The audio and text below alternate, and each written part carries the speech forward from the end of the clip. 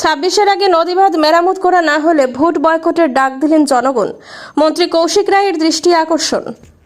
অনেক হয়েছে আশ্বাস আর না, যদি আগামী বিধানসভা নির্বাচনের আগে নদীবাঁধ মেরামত করা না হয় তাহলে ভোট বয়কট করবেন বলে হুঁশিয়ারি দিয়েছেন উধারবন্দ গোসাইপুর জিপির 2 নম্বর এবং 3 নম্বর ওয়ার্ডের জনগণ। মঙ্গলবার গোসাইপুর 2 নম্বর 3 নম্বর ওয়ার্ডের জনগণ সংবাদ মাধ্যমের সাথে কথা বলতে গিয়ে ক্ষোভ উজাড় করে জানান তাদের গ্রামটি মধুরা নদীর তীরবর্তী এলাকা, ফলে গ্রামের মধ্য দিয়ে নদীবাঁধ নির্মাণ করা হয়েছে যাতে বর্ষার মৌসুমে নদীর জল গ্রামে ঢুকে প্লাবিত করতে না পারে। কিন্তু গত কয়েক বছর থেকে মধুরা নদীর জল বাঁধ টপকে গিয়ে গ্রামে ঢুকে পড়ে, ফলে কয়েক শত পরিবার বন্যার জলে প্লাবিত হয়। কিছু কিছু জায়গায় স্থানীয়রা মিলে বস্তা দিয়ে নদীর জল আটকাবারও ব্যবস্থা করেছেন, কেননা গত 3-4 দিন আগেও নদীর জল বাঁধ টপকে একইভাবে প্লাবিত করেছে। কিন্তু বিভাগীয় কর্তৃপক্ষের কোনো হেলদোল নেই এই নদীবাঁধ নির্মাণ নিয়ে। আগামীতে যে কোনো সময় নদীর জলের কারণে বাঁধটি ভেঙে যেতে পারে। তাই গ্রামবাসীরা আগামী বিধানসভা নির্বাচনের আগে বাঁধ নির্মাণ করা না হলে ভোট বয়কটের ডাক দিয়েছেন। মহিনুল বড়বই আমার নাম। গোসাইপুর পার্ট 2 পার্ট 3 থেকে আমি কইয়ার যে আমরা 2022-23 সময় যে একটা ফ্ল্যাট হয়েছিল, ফ্ল্যাটের সময় আমরা এনডির বানটা ভাঙ্গিয়া গেছে। যাওয়ার পরে আমরা এনডি ডিপার্টমেন্টের খবর করছো, করার পরে তারা এনডির বাঙ্গাটা ভাঙ্গিয়া রিপেয়ারিং করিয়া গেছে। যাওয়ার পরে যে আমরা কথা দিয়া গেছে তারা যে আমরা এনডির বানটা আপনারা এটা কাজ করিয়া দিব, কিন্তু এখন পর্যন্ত আমরা এনডির বানটা কোনো কাজ হয়েছে না। কিন্তু এরপর ফ্ল্যাটও 2-3 জায়গাত আমরা বস্তা দিয়া পাবলিকে জলটা বন্ধ করা হয়েছে, আর এখনও জলটা নদীর বাইরে বাড়তে আছে। যদি দেখা যায় আমরা এখন জলটা আরও বাড়িয়া যায় তো এনডির বানটা ভাঙ্গিয়ে লইয়া কোন দিকে ভাঙ্গিয়ে লইয়া যাইব, আস্তে এনডির বান ড্যামেজ হইয়া গেছে গিয়া।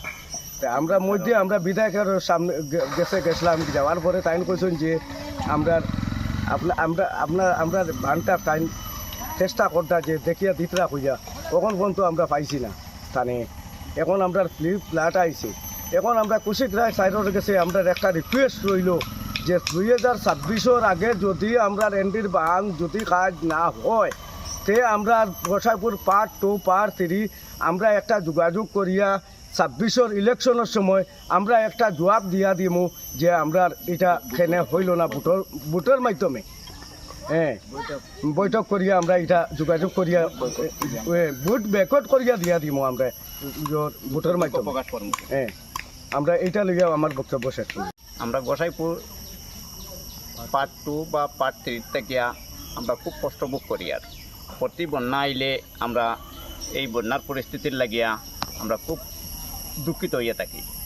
আমরা এমএলএর স্যারের এখানে আমরা 2-3 বার গেছি, গিয়ালে এই বন্যার পরিস্থিতি নিয়ে এই এনডির বানটা নিয়ে গোসাইপুর পার্ট 2 বা পার্ট 3 এনডির বান নিয়ে তানি কেন যাওয়ার পরে 2-3 বার যাওয়ার পরে তাই আমরা আশ্বাস দিছই যে আমরা এই বানটা আমি করাইয়া দিমু আপনারা। এরপরেও দেখা যায় তাই টাইমলি বা তার বিভাগীয় যে এনডি ডিপার্টমেন্ট যারা আছে তারা হয়তো আন না বা খামখেয়ালি করে, যার কারণে বানটা লইয়া আমরা প্রতি 22 বা 23-এর যে প্লাটটা নিয়ে গেছে এই প্লাটের মধ্যেও এটা জায়গায় জায়গায় জল ক্রসিং হয়েছে। একটা জায়গার মধ্যে তারা প্রোটেকশনও দেওয়াইছেন সারে, দেওয়ানির পরেও গিয়া এইবারের জলেও দেখা যায় ও ক্রসিং হয়েছে।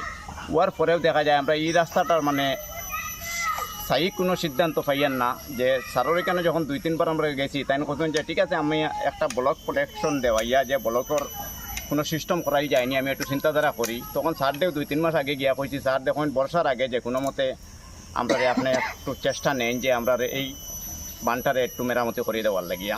স্যারে কইছেন আমি চেষ্টা করবো। এরপরেও ফ্লাড আই গেছে গিয়া, যখন ফ্লাড আইছে আমরা মানুষটাই 2 দিন আগে খুব বেশি জল হয়েছে, রাস্তার দিকে আমরা চলাফেরা মুশকিল আসলো। এটা কোন দিকে জলটা ক্রসিং করে? মধুরা নদীর জল ক্রসিং হইয়া ইবাই দিয়া এই মুয়া রাস্তার কিনারুনা এটা যত বাড়িঘর আছে এইদিকে যেই ক্রসিং হয় এটা সব ডুবাইয়া এটা ক্ষতিগ্রস্ত বেসমার হয়। এসব প্লাটের মধ্যে বহুত ক্ষতিগ্রস্ত মানুষের দান মানে এই গরু বইস যেটা আসলো সব বহুত ক্ষতিগ্রস্ত হয়েছে।